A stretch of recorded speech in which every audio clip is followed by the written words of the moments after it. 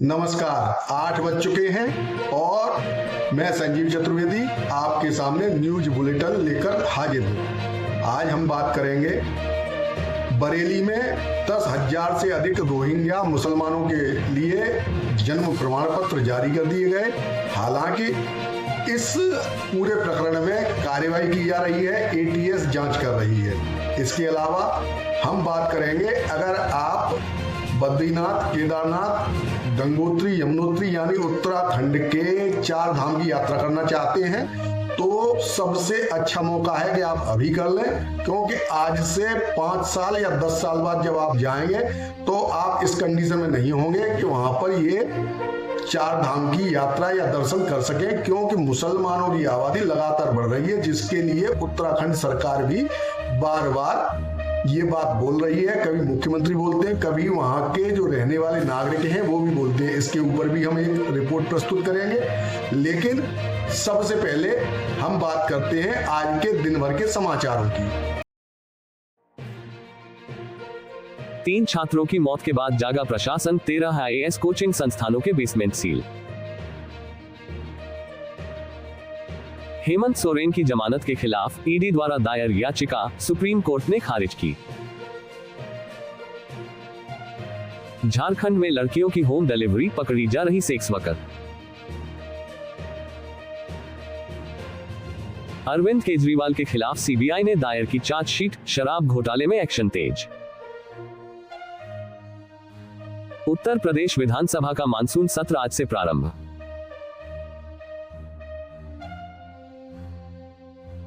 लोकसभा चुनाव के बाद यह विधानसभा का पहला सत्र। यूपी विधानसभा की कार्यवाही के पहले दिन निशाने पर ब्रजेश पाठक।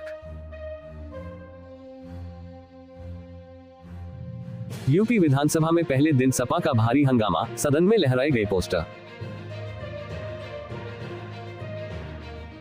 हिमाचल में बादल फटने से लैंडस्लाइड, एक व्यक्ति की मौत, 3 लोग घायल।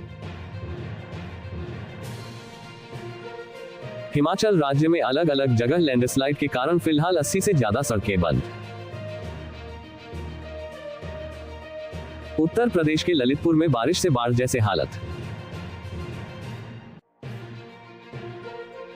राजघाट बांध के 8 और माताटीला बांध के 20 गेट खोले गए।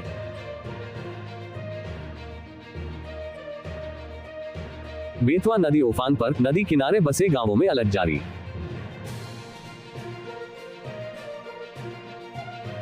मध्य प्रदेश में भी तेज बारिश का दौर जारी, अब तक सामान्य से 7% ज्यादा बारिश। नर्मदा नदी उफान पर, कोलार, बरगी, सतपुड़ा समेत कई डैम से पानी छोड़ा। गुजरात और राजस्थान में बहुत भारी बारिश होने का अलर्ट जारी। 13 राज्य, 4 केंद्र शासित प्रदेश में भी भारी बारिश की चेतावनी। मध्य प्रदेश, गोवा, महाराष्ट्र, जम्मू कश्मीर, हिमाचल प्रदेश, उत्तराखंड में होगी भारी बारिश। हरियाणा, दिल्ली, चंडीगढ़, कर्नाटक, केरल, नागालैंड, मणिपुर, मिजोरम, त्रिपुरा, अंडमान निकोबार में होगी भारी बारिश। दिल्ली मेरठ एक्सप्रेसवे पर कांवड़ियों ने फिर दिखाया तांडव, बीच सड़क बोलेरो पलटी। सुप्रीम कोर्ट ने बिहार आरक्षण कानून को रद्द करने के पटना हाईकोर्ट के फैसले पर रोक लगाने से किया इनकार। 2023 में अनुसूचित जाति, अनुसूचित जनजाति और पिछड़े वर्गों के लिए आरक्षण बढ़ाकर 65% कर दिया था। इजरायल और लेबनान के हिजबुल्लाह के बीच तनाव चरम पर। इजरायल और हिजबुल्लाह में युद्ध का खतरा, भारत ने दी चेतावनी। तुर्की ने दी इस्राइल पर हमले की धमकी, गर्मा रहा माहौल।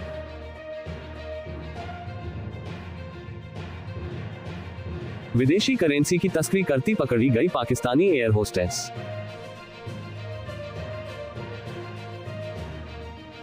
मौज में छुपाकर ले जा रही थे 1 करोड़ से अधिक की धनराशि। ये थे मुख्य समाचार। अब बात करते हैं सबसे पहले बरेली के अंदर जो ATS जांच कर रही है उसमें पाया गया है कि लगभग 10,000 रोहिंग्या मुसलमान और बांग्लादेशी मुसलमानों के लिए जन्म प्रमाण पत्र जारी कर दिए गए, जो पूरी तरीके से फर्जी है। आइए इसके ऊपर रिपोर्ट देखते हैं। रायबरेली में हाल ही में ATS द्वारा किए गए एक खुलासे ने एक गंभीर मुद्दे को सामने लाया है। ये खुलासा हुआ है कि लगभग 10,000 रोहिंग्या मुसलमानों को अवैध रूप से भारत की नागरिकता देने के लिए पैसा लेकर जन्म प्रमाण पत्र जारी किए गए हैं। ये संख्या अभी भी जांच के तहत है और आगे बढ़ सकती है, जिससे ये पता चलता है कि यह समस्या कहीं अधिक गंभीर हो सकती है।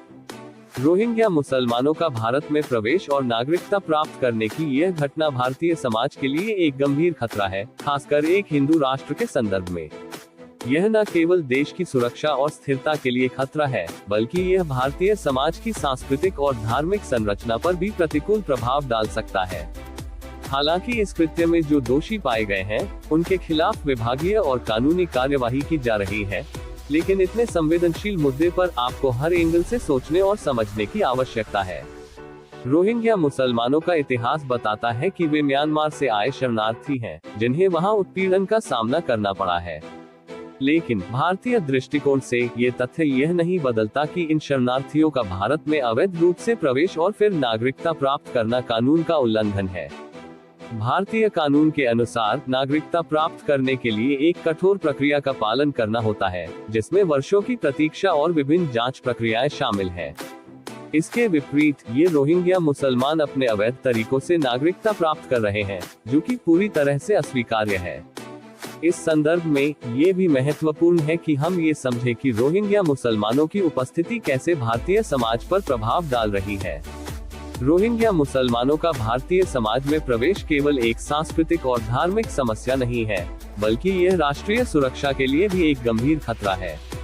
कुछ रिपोर्ट्स में ये भी उल्लेख किया गया है कि कुछ रोहिंग्या मुसलमान आतंकवादी गतिविधियों में शामिल हो सकते हैं या उनकी विचारधारा चरमपंथी हो सकती है, जो देश की आंतरिक सुरक्षा के लिए खतरनाक साबित हो सकता है। भारत एक हिंदू बहुल देश है और इसकी संस्कृति, धर्म और परंपराएं हिंदू धर्म पर आधारित है। ऐसे में रोहिंग्या मुसलमानों का अवैध रूप से भारतीय नागरिकता प्राप्त करना और भारतीय समाज में घुलना मिलना भारतीय समाज की संरचना और उसकी धार्मिक पहचान पर प्रतिकूल प्रभाव डाल सकता है।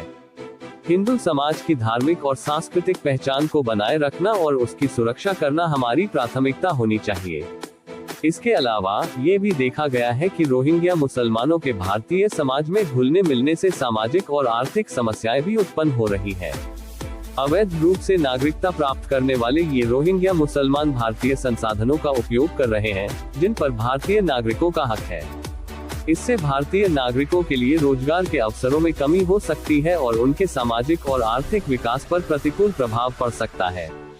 भारतीय समाज और हिंदू धर्म की सुरक्षा और उसकी संरचना को बनाए रखने के लिए यह आवश्यक है कि हम अवैध रूप से प्रवेश करने वाले और नागरिकता प्राप्त करने वाले रोहिंग्या मुसलमानों के खिलाफ कठोर कदम उठाएं। सरकार को चाहिए कि वे इस मुद्दे पर सख्त कार्रवाई करें और सुनिश्चित करें कि भारतीय नागरिकता केवल उन लोगों को मिले जो इसके हकदार हैं और जिन्होंने भारतीय कानून का पालन किया है। भारतीय नागरिकों को भी इस मुद्दे के प्रति जागरूक रहना चाहिए और किसी भी अवैध गतिविधि की सूचना संबंधित अधिकारियों को देनी चाहिए। हमें अपने समाज और देश की सुरक्षा के लिए एकजुट होना होगा और यह सुनिश्चित करना होगा कि कोई भी बाहरी तत्व हमारे समाज और धर्म पर प्रतिकूल प्रभाव न डाल सके। इस पूरे मुद्दे का समाधान तभी हो सकता है जब हम सभी मिलकर इस समस्या के खिलाफ सख्त कदम उठाएं और यह सुनिश्चित करें कि भारतीय समाज की संरचना और उसकी सुरक्षा हमेशा बनाए रखी जाए। रोहिंग्या मुसलमानों का अवैध रूप से भारतीय नागरिकता प्राप्त करना न केवल कानून का उल्लंघन है, बल्कि यह भारतीय समाज के लिए एक गंभीर खतरा भी है, जिसे हमें मिलकर समाप्त करना होगा। का मामला है, क्या था पूरा मामला और क्या कार्रवाई हुई है? जी देखिए, इसमें एक ग्राम विकास अधिकारी हैं खंड विकास खंड कलून सालोन से, तो उन्होंने ऐसा बताया कि कुछ उनके एरिया में पूर्व में वर्ष 2023 में जो जन्म और मृत्यु प्रमाण पत्र हैं उसके अंदर काफ़ी अनियमितताएं थी और काफ़ी अधिक संख्या में प्रमाण पत्र जो है वो जारी किए गए हैं।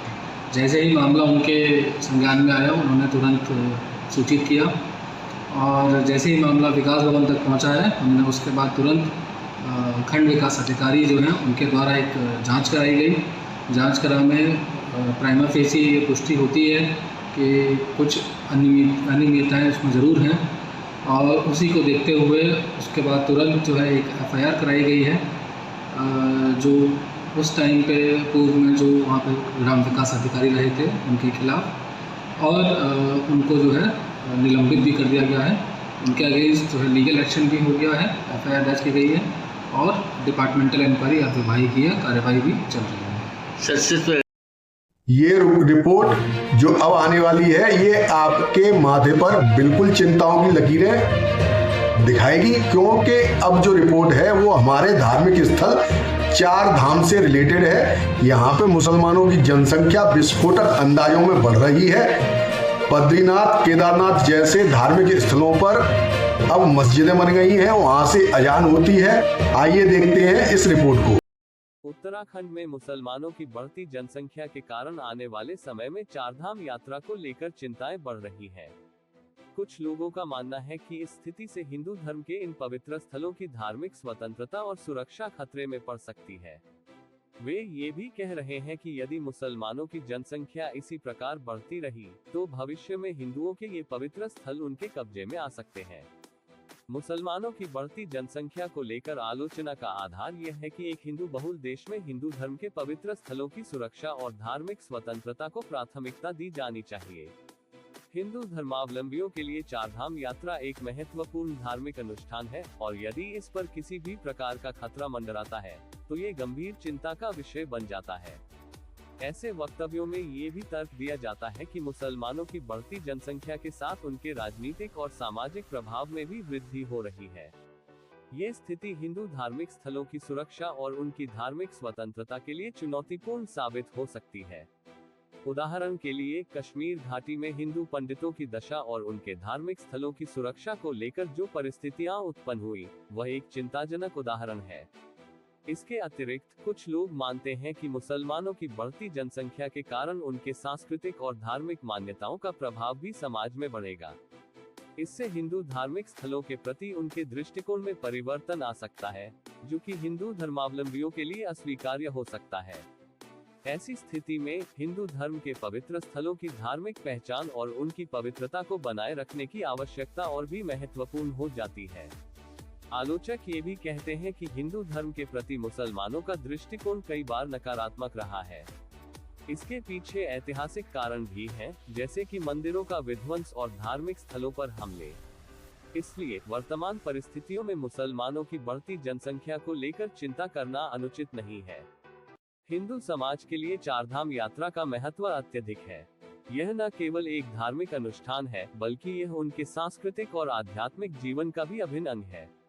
ऐसे में यदि हिंदू धर्मावलंबियों को चारधाम यात्रा करने में कोई भी रुकावट आती है, तो यह उनके धार्मिक अधिकारों का हनन होगा। इसलिए यदि आप चारधाम यात्रा करने की इच्छा रखते हैं, तो अभी का समय सबसे उचित हो सकता है।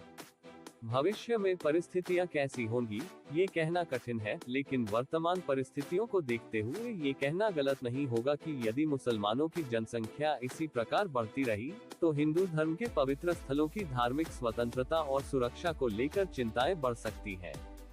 हिंदू धर्मावलंबियों को चाहिए कि वे अपनी धार्मिक स्वतंत्रता और पवित्र स्थलों की सुरक्षा के लिए सचेत रहें। इसके लिए समाज में जागरूकता बढ़ाने की आवश्यकता है, ताकि भविष्य में किसी भी प्रकार की चुनौती का सामना करने के लिए वे तैयार रहें। चारधाम यात्रा को सुरक्षित और स्वतंत्र बनाए रखने के लिए सभी हिंदू समाज को मिलकर प्रयास करने होंगे। उत्तराखंड से मैं आता हूं। उत्तराखंड की स्थिति यह है कि उत्तराखंड का जीवन 5 साल, ये ज्यादा से ज्यादा 10 साल का है, वो कश्मीर बनेगा, इसको कोई रोक नहीं सकता। उसके लिए मैं आपको ये बताता हूं कि बद्रीनाथ में, केदारनाथ में मस्जिद बन गई है, इबादतगाह बन गई है, वहां पे नमाज अदा होनी शुरू हो गई है। जो वोटेज परसेंटेज चेंज हुआ है 2012 से लेकर 2022 तक, ये 43% जो है उधम सिंह नगर में, देहरादून में 41%, नैनीताल में 32%, हरिद्वार में 33%, हरिद्वार पूरा शहर घेर लिया गया है, और टोटल परसेंटेज राइज 37% है। और ये 20% से लेके यहां तक इतनी परसेंटेज राइज हो गई है। और पूरे पहाड़ में, पूरे देहरादून में जितना भी फल और सब्जी का बिजनेस है, ये 90% बिजनेस हमारे शांति दूतों के पास है। 2012 में इसका एक सर्वे कराया गया था। देहरादून सिटी में 7001 ठेले वाले जो फल और सब्जी बेचते हैं, ये सारे शांति दूत थे, और उसमें से अधिकांश जो है वो बांग्लादेश से आने वाले थे। उसकी पूरी लिस्ट तैयार करके मुझको इसको कहने में कोई शर्म नहीं है और कोई हिचक भी नहीं है। जस्टिस शंभुनाथ श्रीवास्तव जी ने ये सर्वे करवाया था, और इस सर्वे करा के बीजेपी की गवर्नमेंट को दिया गया था कि मुझको पुलिस मुहैया करा दीजिए, और मैं इन सबको डिटेंशन, जो कि स्टेट का सब्जेक्ट है, डिटेन कर दूंगा, डिटेक्शन में डाल दूंगा, और इनको डिपोर्टेशन गवर्नमेंट ऑफ इंडिया करेगी। तो उस जुलाई 31 को शंभुनाथ श्रीवास्तव जी का कार्यकाल उत्तराखंड में बीजेपी सरकार ने समाप्त कर दिया। तो ये हमारी स्थिति है। अब इसका समाधान क्या है? इसका समाधान ये है कि हमारा उत्तराखंड का 630 किलोमीटर का बॉर्डर चाइना के साथ लगता है, और एक बटालियन जो है वो 40 किलोमीटर के एरिया को पेट्रोल करती है। हमारे यहाँ वहां पे स्काउट्स एंड गाइड्स हैं। उन स्काउट्स एंड गाइड्स को अरुणाचल जो स्काउट्स हैं या जो सिक्किम स्काउट्स हैं, उसके तर्ज के ऊपर पैरामिलिट्री फोर्स की तरह उनको वहां पे लगाया जाए। उनकी भर्ती जो है वही कुमाऊं और गढ़वाल से हो, और वो वहीं वो पोस्ट रहे 6 से 7 साल तक। और उनके परिवार को, क्योंकि हमारे यहाँ एक कार्यक्रम चल रहा है जिसमें फिशरीज में और पिगरीज में 80% गवर्नमेंट सब्सिडी देती है, तो अगर हम पिगरीज को वहां पे लगा देंगे तो हमारे शांतिदूत शायद उनको बर्दाश्त नहीं करेंगे, तो वो वहां से निकल जाएंगे, और हमारा समाज जो है वो फर्स्ट लाइन ऑफ डिफेंस वहां पे बन जाएगा। ये एक मेरा सुझाव है जो मैं कि धामी साहब को भी दे चुका हूं, सबको दे चुका हूं, और उससे हम उत्तराखंड का जीवन बढ़ा सकते हैं, और जो होनी है उसको थोड़े दिन के लिए टाल सकते हैं। हमें टाइम मिल सकता है लड़ने के लिए। तो ये दयनीय स्थिति है पूरे। और सबसे मैक्सिमम देहरादून शहर के अंदर धर्मपुर में जो चेंज आया है, 56% शांति दूतों की आबादी है। देहरादून सिटी भी सेफ नहीं है, कोई कॉलोनी सेफ नहीं है। देहरादून में क्या आप कर सकते हैं उसका सोल्यूशन? मंदिर को सेंटर बना के मित्र मंडली बनाइए, मंदिर में जाके इकट्ठे होइए, मंदिर में जाके सबके साथ बनिए, मंदिर का भी उत्थान कीजिए, और आपसी में भाईचारा बढ़ाइए, और एक दूसरे को पहचानिए। वो आपका एक जो मित्र मंडली है, अगर आपके घर में 4 लोग आते हैं तो आपने उस मित्र मंडली को बुलाया तो वो आपके साथ खड़े होंगे, अन्यथा आपके पास कोई आदमी नहीं है। आपने अगर हथियार भी ले लिए तो उसमें 6 गोली होंगी, कितने लोगों को मारेंगे उसके बाद आप मरेंगे अवश्य, ये आज के बुलेटिन में बस इतना ही। कल रात्रि 8 बजे फिर मुलाकात होगी। तब तक के लिए नमस्कार।